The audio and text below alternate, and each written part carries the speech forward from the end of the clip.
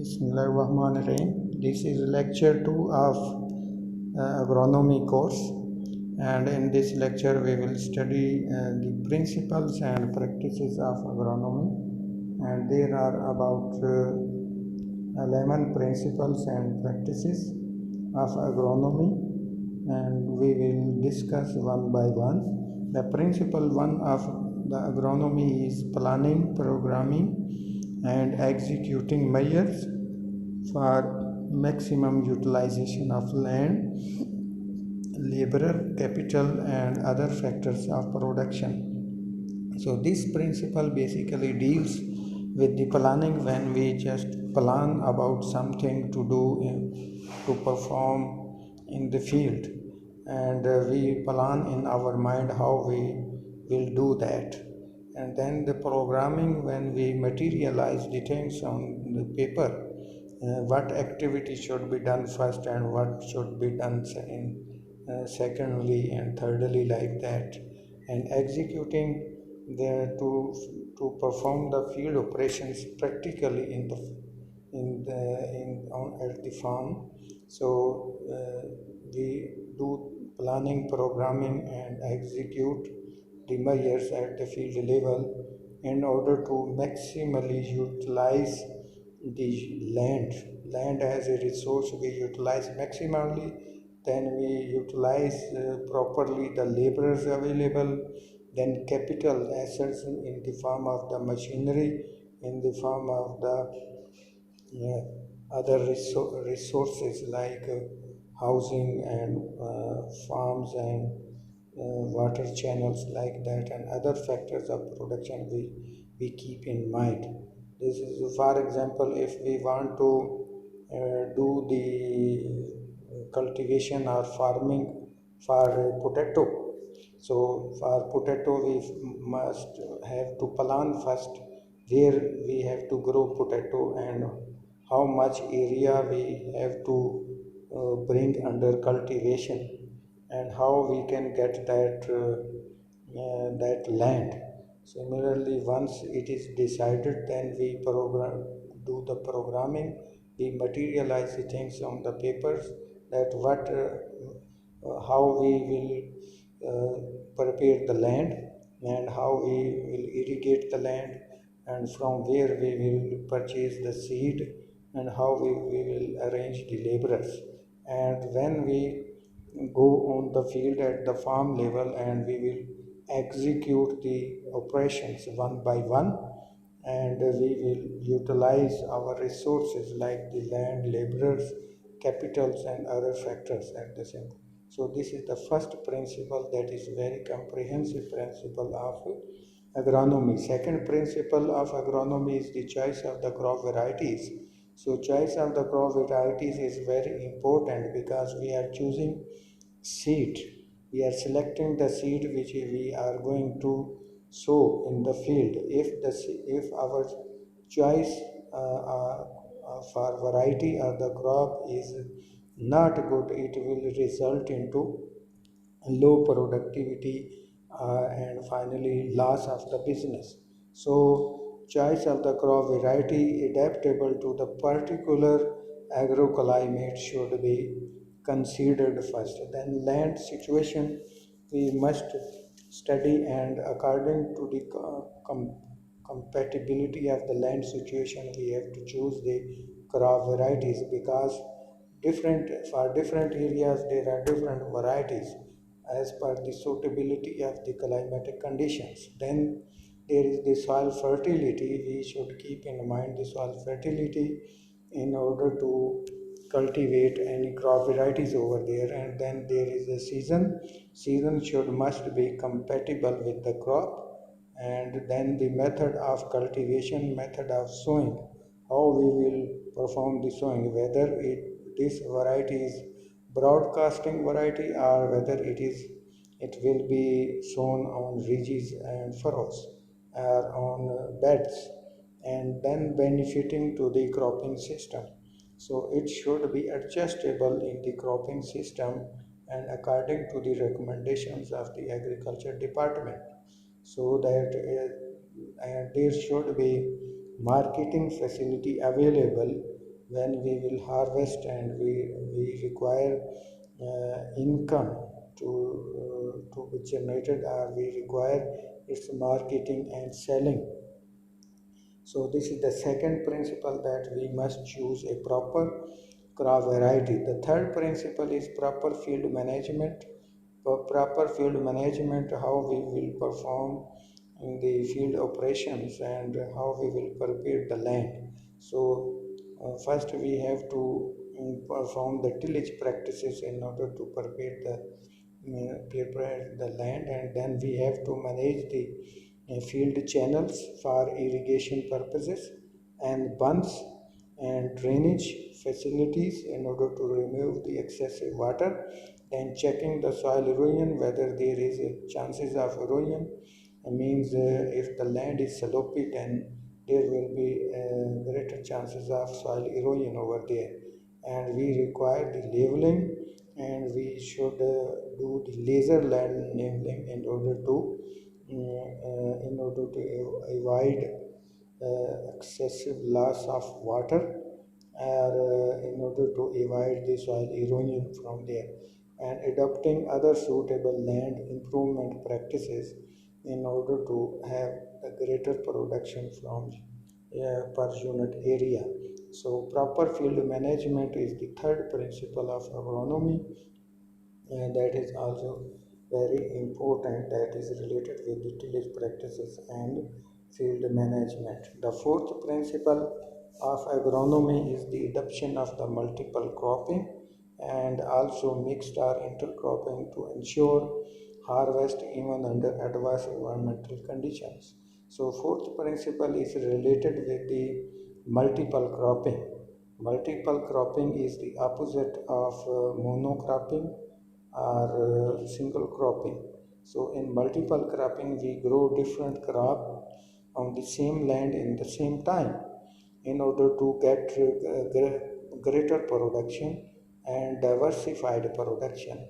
This is because we want to harvest at least one one crop if the other crop become failure, or due to certain attacks of insects, or destruction by the floods.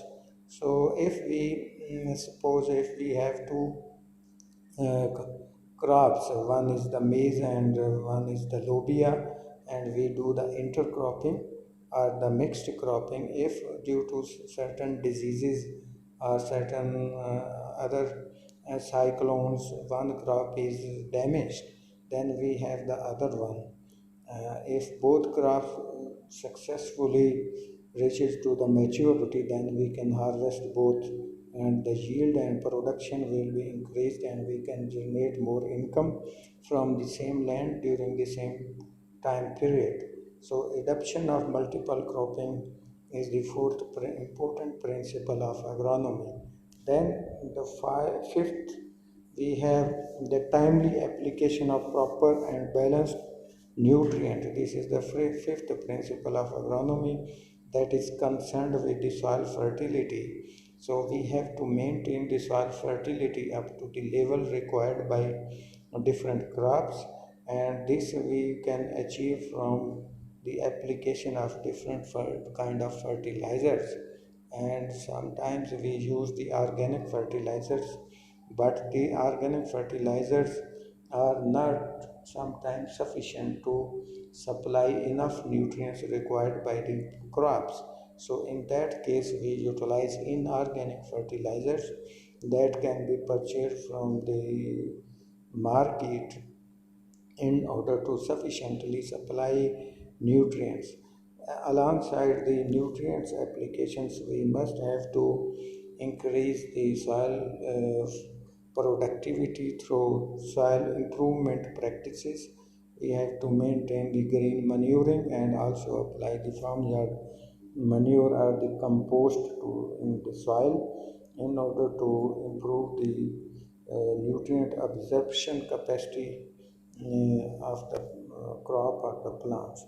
On the number six, the principle is the choice of the quality seed.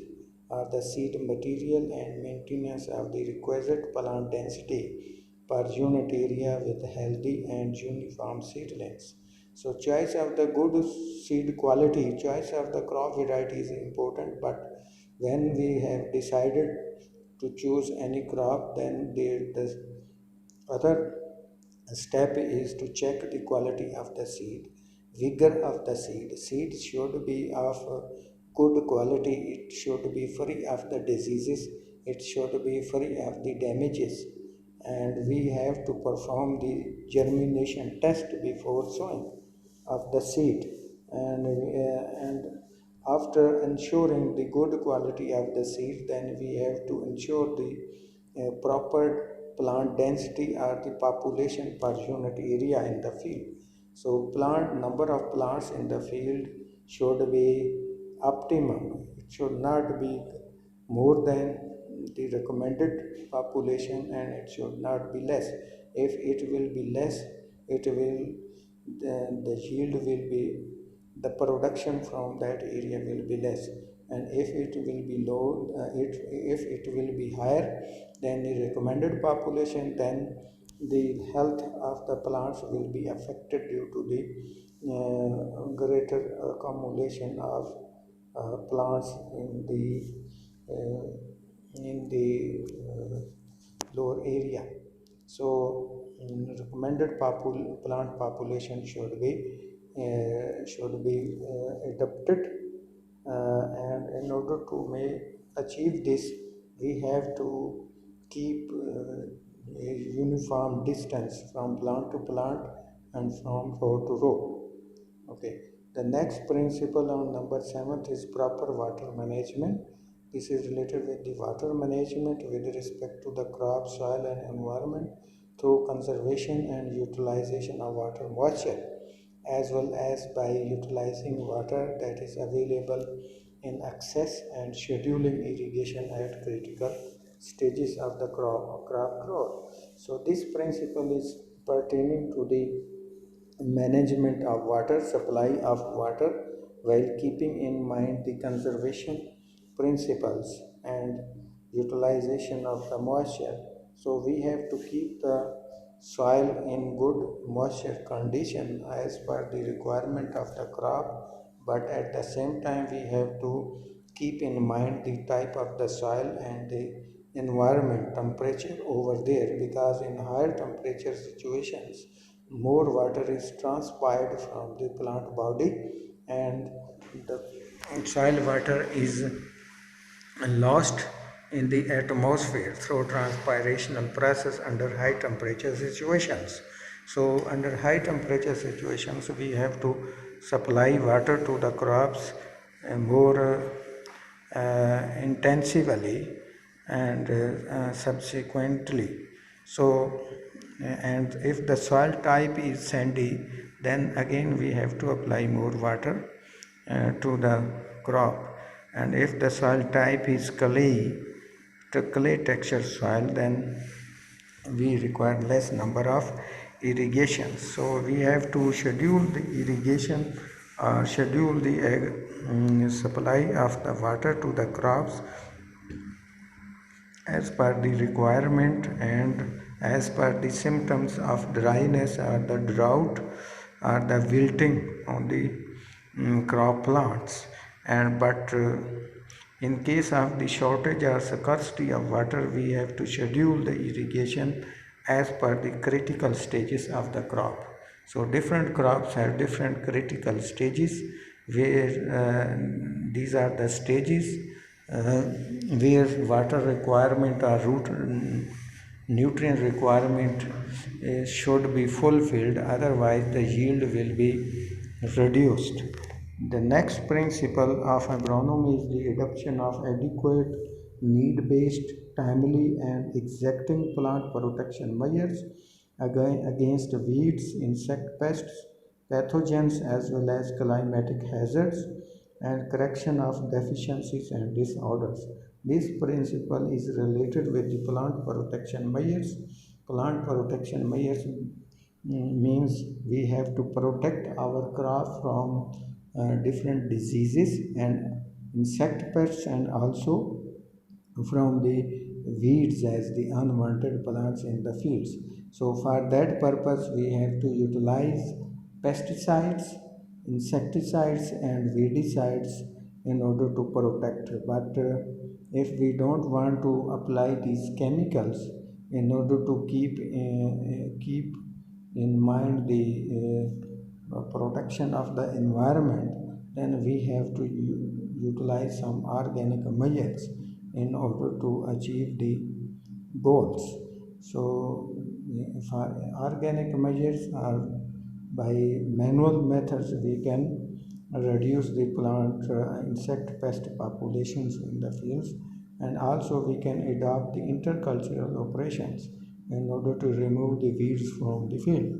So this principle is also very important, that is followed during the intercultural operations. Then the ninth principle is the adoption of suitable and appropriate management practices like the intercultural operations to get maximum benefit from the inputs. So this principle is related with the intercultural operations. Intercultural operations are performed during the standing of the crop, and these are operations which are performed inside the crop when the crop plants are in the field. Like we do the hoeing, remove the weeds from inside the plants, or we do the earthing up, we gather the soil alongside the stem of the plant. And in that way the plant flourish well and get better nutrients in order to yield well. So this principle is related with the intercultural operations. So the 10th principle is the adoption of suitable method and time of harvesting of the crop to reduce the field loss, and to release land for succeeding crop, and efficient utilization of residual moisture, plant nutrients and other management practices. So this 10th principle is pertaining to the harvesting.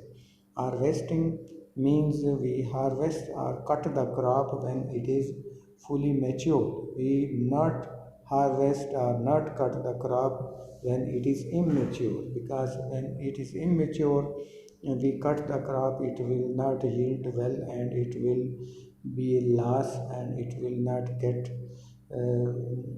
to be marketed, or we cannot sell it in the market. So we have to judge before harvesting that almost all the plant population in the field is at full maturity stage and is harvestable. We have to ensure before that. We also keep in mind that we should not do the late harvesting. We should keep in mind that the land should be free for the next crop, and we have to utilize the moisture in the soil, nutrients in the soil for the next crop. So for that purpose, we have not let the crop to be in the field, so that we can save the next crop. So the 11th principle is adoption of suitable post-harvest technologies. The agronomy also deals with the post-harvest technologies in order to maintain the quality of the raw material that is gained or produced from the field. So the production received from after harvesting should be stored in a proper way in a storages, and where it is kept away from the insect pests and also different diseases. And we also perform the sorting and grading after harvesting, that is the operations which are called the post harvest operations. And we also transport the raw material to the market and to the homes in a proper way without any loss. So this was the principles and practices of agronomy in this lecture, and it's over, and see you in the next lecture. Thank you.